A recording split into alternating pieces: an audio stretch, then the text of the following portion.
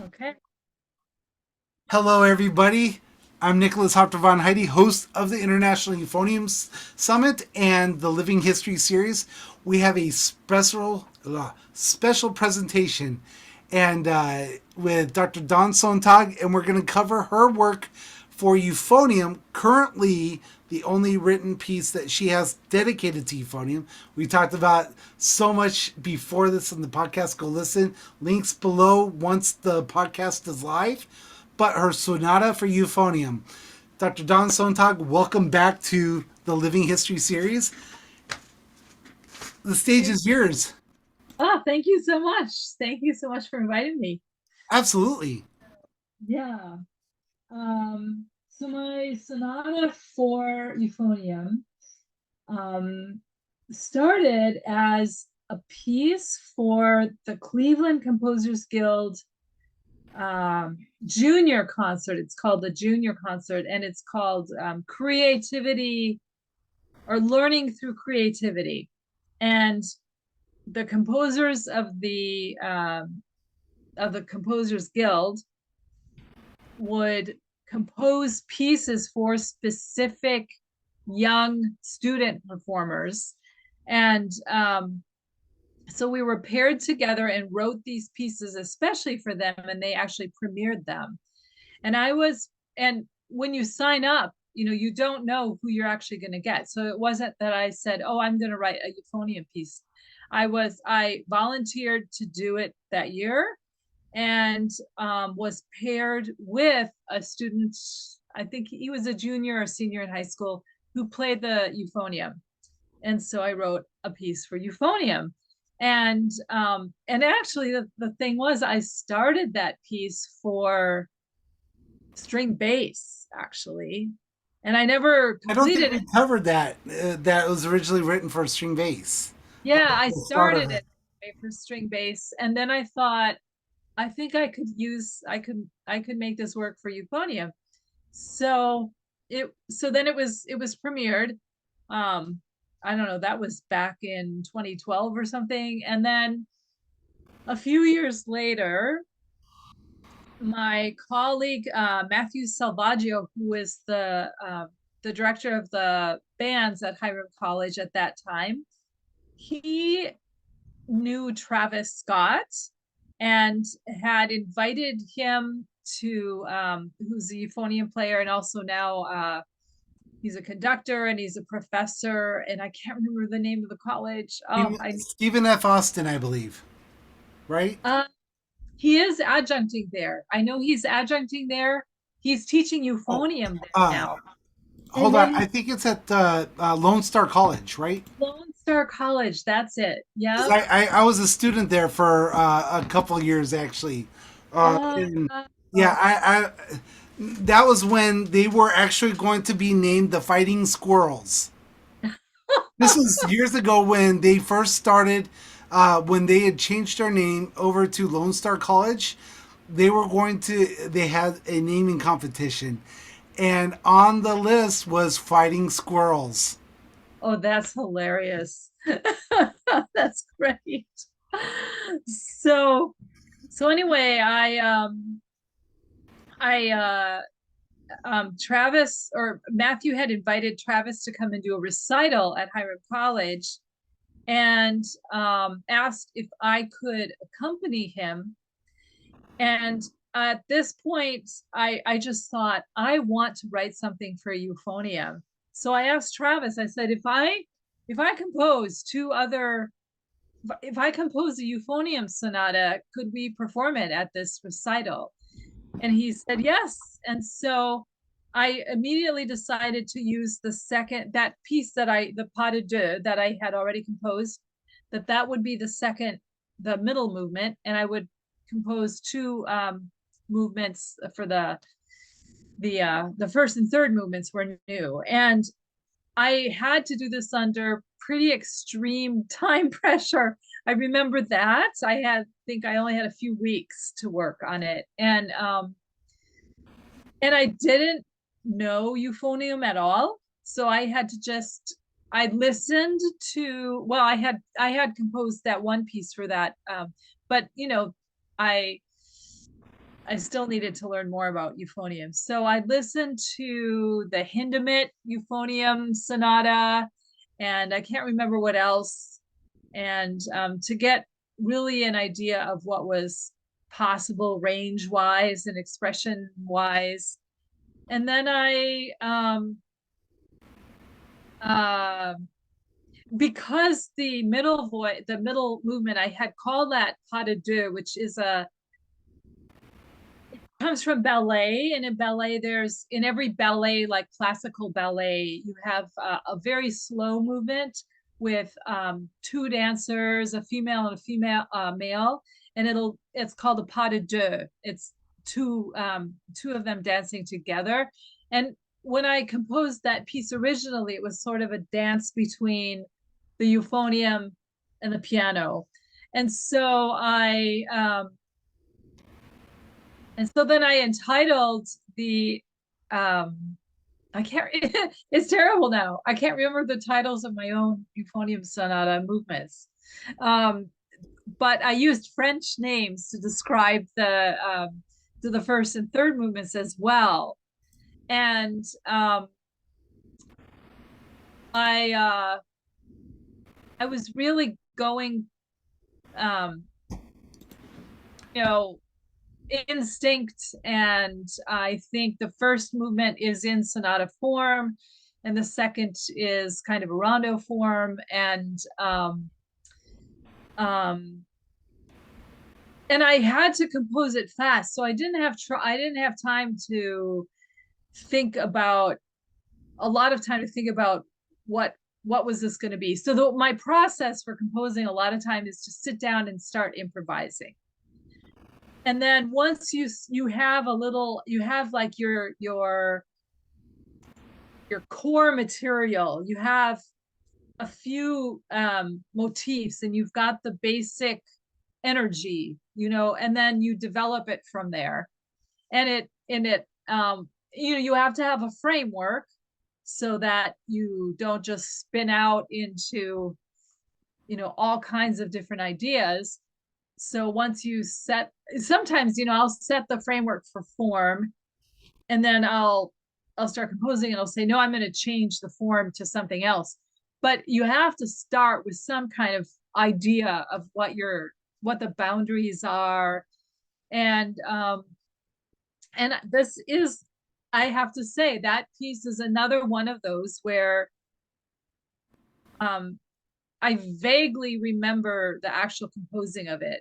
Like I remember, like, these pieces are all of a sudden done, and I'm thinking, now how did I do that?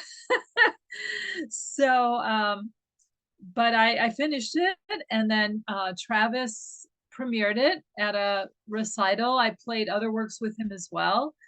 And then actually a couple years later, Matthew Salvaggio left Hiram College, and our next wind ensemble conductor, oh, it's horrible. I know his name too, and it's late at night. I've had a long day and I can't remember. It's terrible. Um, he was a euphonium player as well, and he had studied at Indiana University in Pennsylvania, and so he performed the sonata as well there, and then we did another concert at Hiram with it. So and oh yeah, and then when Travis played, he was studying with Tucker Jolly. Jolly, is that his name? Yeah, at Kent State, and so Tucker Jolly actually came and listened to us rehearse. So we were sitting in my studio and rehearsing, and then we got to the pas de deux, and he was like, "Oh, I just love this piece." And so then he performed that piece on a 9/11 memorial concert, I think the next fall. So so this little pas de deux piece, and it was one of those things again where that piece I performed in the summer. I remember composing that piece a little bit more for some reason, maybe because I was just not under time pressure and I was relaxed, and I was up in Carthage, New York. My husband was stationed at Fort Drum at the time, and so I was teaching in Northeast Ohio, and I would go up there all summer up to Carthage. It's like a 7-hour drive from, so we were kind of commuting during that time. And I can remember composing that pas de deux in this old house on the second floor. And so, and then, the thing is, you get so busy as if you're teaching and then you're composing and then you have family stuff going on and you're traveling and you compose something and you might have a great premiere and lots of good reception from the audience and from the players, and then I move on to other things, and it's just there. It's like this neglected child, right? You it's your child and now you've just left it alone. But Travis always said, oh, I just love that pas de deux. And so this summer he contacted me and he said, would you be interested in, he said, I've always heard this as a piece for band. Would you be willing to arrange it? And so I've composed 2 works for band, wind ensemble with choir, which is not, Bruckner has composed music for wind and choir, but it's not a common as common as pieces for choir and orchestra, because Right. the winds are also pretty powerful, and so you have to figure out how not to over overcome the choir. But I had not composed anything just for wind ensemble or concert band alone, even though I, like I said before, I played in wind ensembles and bands for, let's see how long, We for, actually covered that, so you don't really have to go into that because yeah, our listeners and those that are watching can go back to that first in series video and watch that because we cover yeah. that whole time period.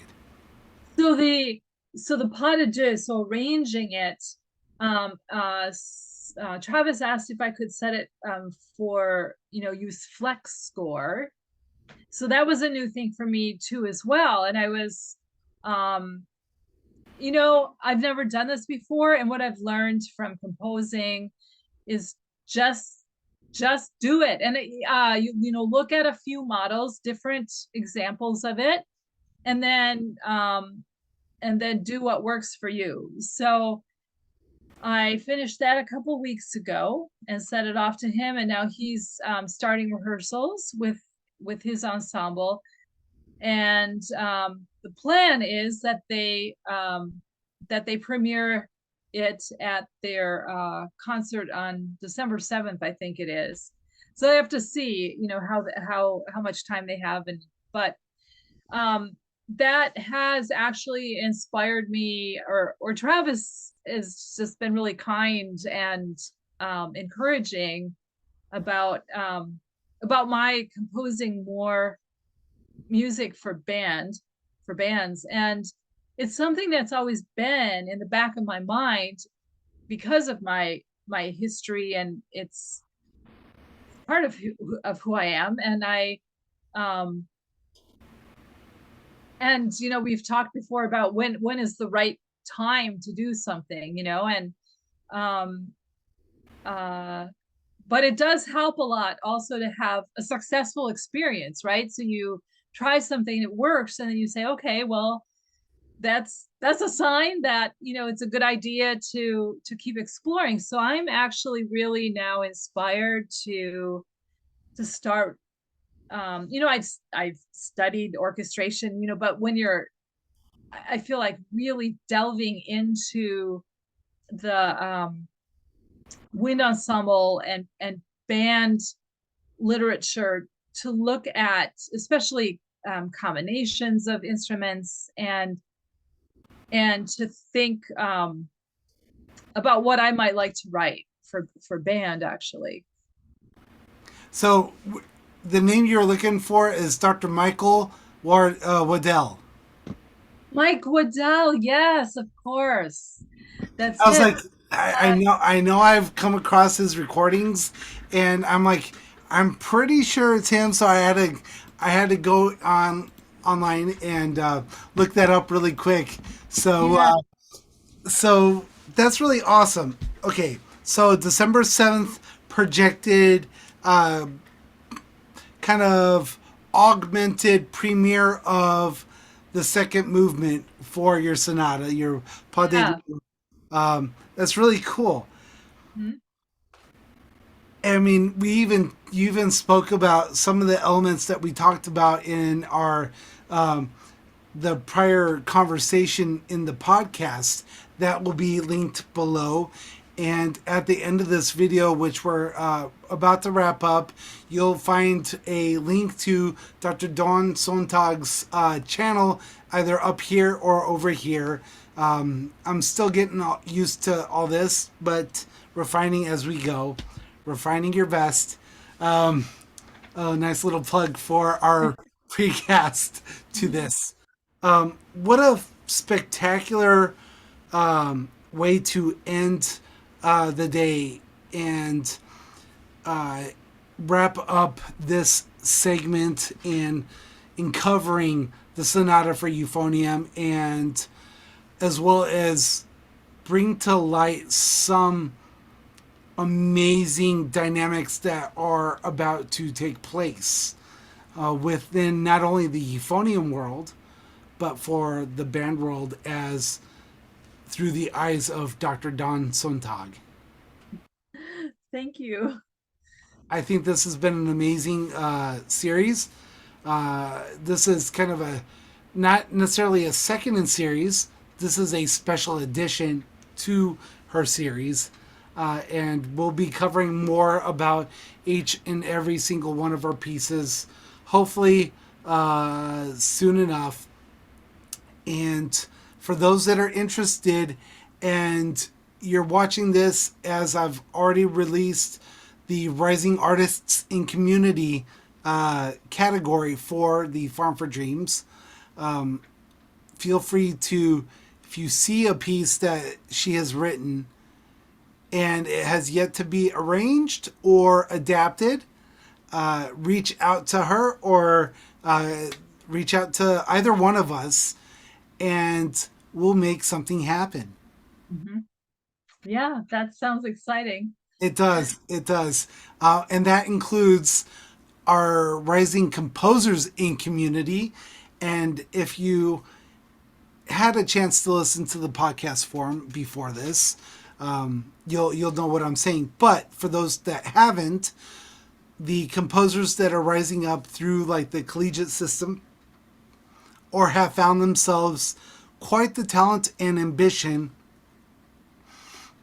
and are technically gifted in editing or